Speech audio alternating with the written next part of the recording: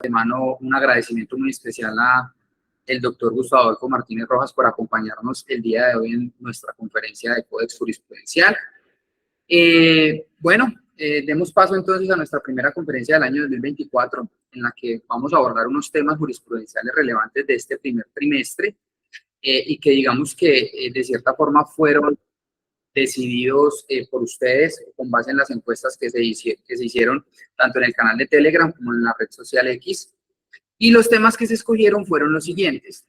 El primero fue la razón social de las personas jurídicas, no es embargable. El segundo, el tema del avalúo catastral como anexo especial en los procesos de pertenencia. El tercero, la invalidez de la promesa de compraventa por fijarse un plazo o una condición indeterminada. El cuarto, que será el tema abordado por el doctor Gustavo Adolfo, que es especialista en el régimen de propiedad horizontal y también es un exitoso litigante, por lo cual no es ajeno a los demás temas que estamos tratando, y que el tema es la responsabilidad civil de las copropiedades por hurto sufrido en el interior de la misma. Y finalmente, el último tema que abordaremos será el que abordó la Corte Suprema de Justicia en una sentencia dentro del trimestre del que estamos tratando, en la que estableció que los juzgados no pueden imponer audiencias presenciales. Unas últimas precisiones antes de continuar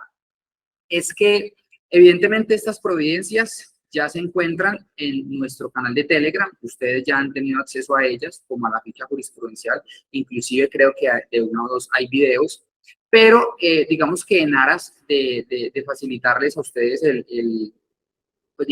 entendimiento, o más bien la utilidad de la conferencia, nosotros vamos a volver a hacerles llegar el video de la conferencia junto con las providencias particulares de las que se van a hablar el día de hoy. Y tal como lo acabo de indicar el doctor Juan David Vasco, al final de la conferencia la idea es que si tienen algunas preguntas respecto de lo que digamos que analizamos acá, pues digamos que serán bienvenidas. Recuerden que el lema de nuestra comunidad es que el conocimiento se construye entre todos, pero sí les queremos pedir el favor de que tratemos que las preguntas no sean de casos en particulares para efectos de que no se convierta más bien en que vamos a dar conceptos. Bueno, digamos que hasta allí, sin más preámbulos, entonces empecemos con nuestro primer tema, que es el que tiene que ver con las medidas cautelares respecto de la razón social de las sociedades, si son embargables o no son embargables.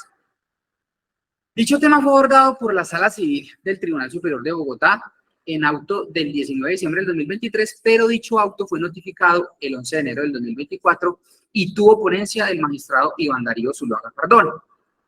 Es importante precisar que en el caso analizado por el Tribunal Superior o abordado en dicha providencia, el tribunal se encontró no directamente con la solicitud de una medida cautelar de embargo, que es el título del tema, sino de la inscripción de la demanda. La inscripción de la demanda respecto de la razón social o denominación social de la empresa, digamos, que se estaba demandando dentro de un proceso de naturaleza verbal.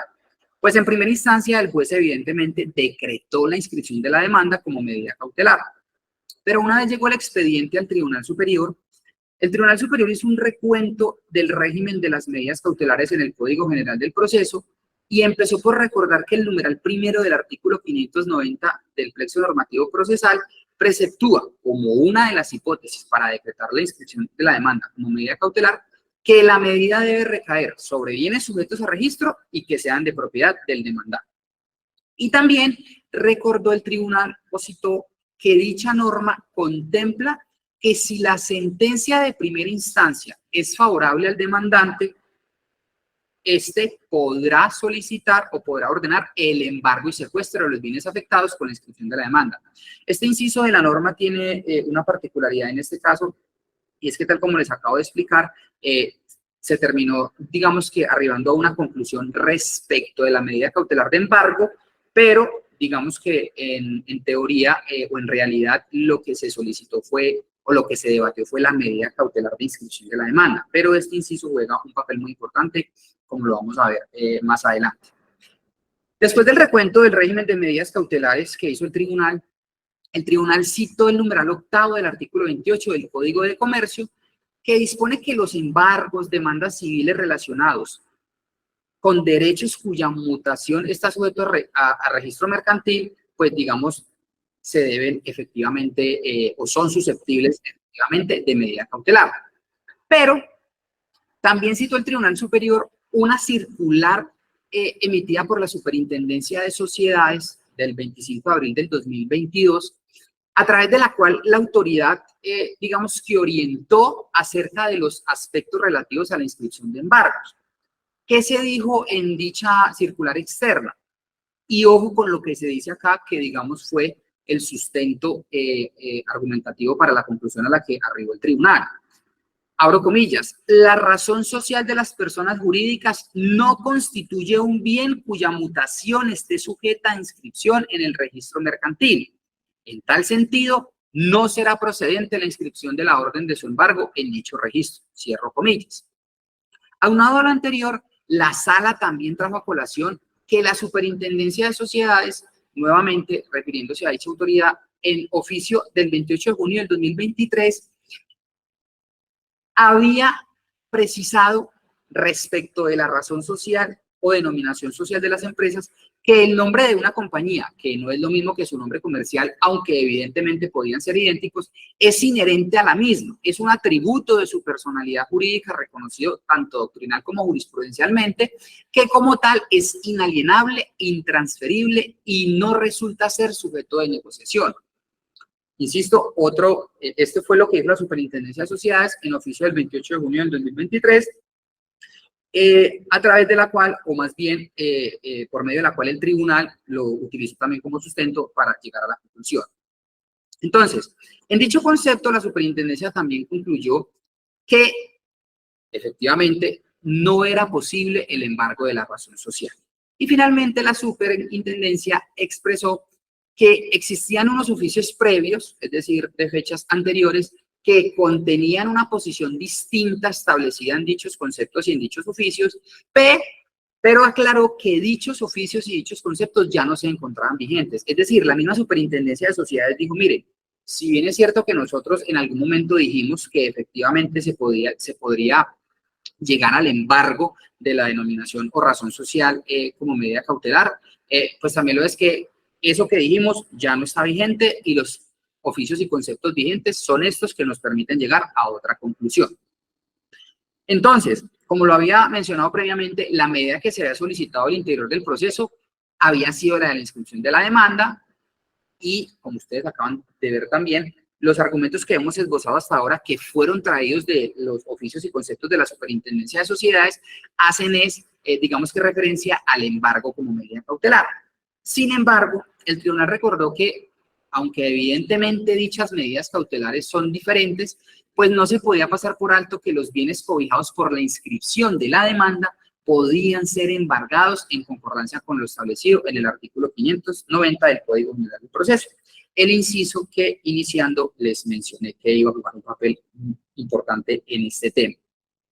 Pero también explicó la sala que desde el decreto de la inscripción de la demanda, el juez debe prever que el bien o los bienes sujetos de dicha medida pues sean embargables, precisamente dada la habilitación que trae ese inciso de la norma, pues efectivamente si el bien a futuro no va a poder ser susceptible de embargo, pues digamos que lo que el tribunal planteó fue no tiene sentido que, digamos, decretemos la inscripción de la demanda y al final cuando vayan a materializar la medida, lo vayan a transformar en un embargo, pues tengamos que decir que no es viable la medida. Bueno, digamos que hasta allí lo que dijo este tribunal en dicha providencia. Sin embargo, el mismo Tribunal Superior de Bogotá, con una providencia posterior del 28 de febrero del 2024 y la cual tuvo ponencia de la magistrada Ángela María Peláez Arenas, digamos que reiteró dicha postura. Digamos que los argumentos en dicha providencia fueron un poco más concisos, pues en dicha providencia, digamos que se reiteró el numeral octavo del artículo 28 del Código de Comercio, que establece que dichas medidas se predican de los derechos cuya mutación esté sujeta a registro mercantil, condición que la Superintendencia a través de sus conceptos y oficios explicó que no ostenta la razón ni la denominación social. pues más que un bien de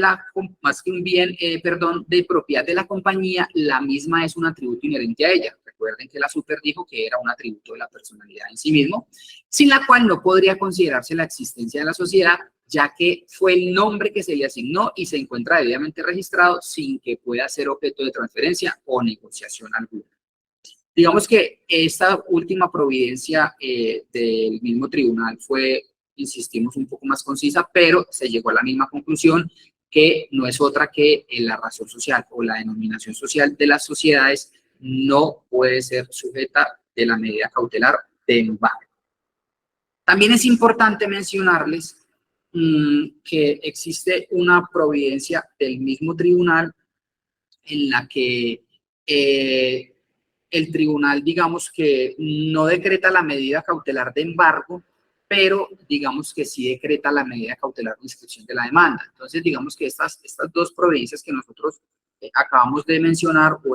las cuales acabamos de abordar, ellas terminan concluyendo que, pues como no se puede decretar el embargo, pues tampoco tiene sentido decretar la inscripción de la demanda, pero pues digamos que ahí puede haber un tema de debate, porque lo que el tribunal en la otra providencia manifiesta es que pues finalmente cumple con los requisitos para decretarla como inscripción, como medida cautelar de inscripción de la demanda, pues se trata de un bien sujeto a registro y adicionalmente digamos que el bien es de propiedad del demandado. Y también se tiene en cuenta el hecho de que se trata, pues, obviamente, de un proceso en el que se comete algún tipo de responsabilidad civil, como lo permite el literal B del artículo 590 del Código General del Proceso. Entonces, digamos que hasta allí este primer tema, digamos que, como lo acabamos de manifestar, quedan algunas cosas que pueden, digamos, servir de mucho debate, pero la idea, como siempre lo hemos mencionado en estas conferencias, es mantenernos al día de qué es lo que está diciendo la jurisprudencia de los tribunales de nuestro país, más allá de compartir o no, que bienvenidas sean las críticas, obviamente siempre desde el respeto y siempre y cuando sean constructivas y con argumentos de altura, pero digamos que a hoy la posición del tribunal, al menos en la mayoría de sus providencias, es que esa medida cautelar de embargo respecto de la denominación social o razón social es improcedente.